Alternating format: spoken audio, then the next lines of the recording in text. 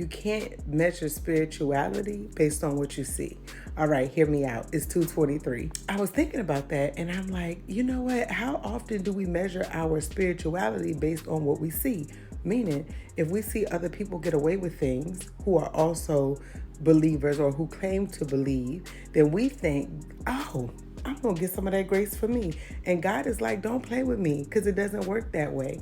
Meaning, we can take for granted God's grace and keep playing in God's face because we see other people get away. And one thing I think the enemy is doing is trying to trick us into thinking that there aren't consequences for our actions. Much like Adam and Eve, he told them part of the truth, but not the whole truth. I think about that in relation to what we're seeing in Hollywood. It's the same thing. There may be things that we think, hey, you know what, I can get away with it. And I will tell you, God gave me a very stark warning in 2023. He was like, don't play with me. Meaning, what I felt was, if I go down a certain path, that it would lead to death. I didn't know if it meant physical. I didn't know if it meant spiritual. But you know what Tamaria was about to do? Fool around and find out. So I decided, you know what? I'm going to do what I feel God is telling me to do.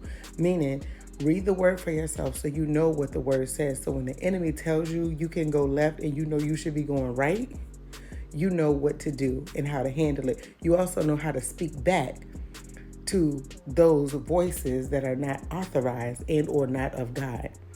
I think the second thing to do is to follow through. So meaning, if God gives you something, follow through on what you feel God is telling you to do.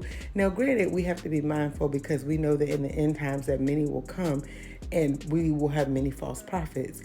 So you have to be mindful because the word tells us you will know them by their fruit in Matthew 7. So I would say pay attention, because oftentimes, because we don't know the word, we accept anything that comes our way, any doctrine, anything that sounds good, but it may not be good. So we have to know the word, then we have to obey the word and do what we feel God is calling us to do, so that we don't end up in a situation that God hasn't told us to.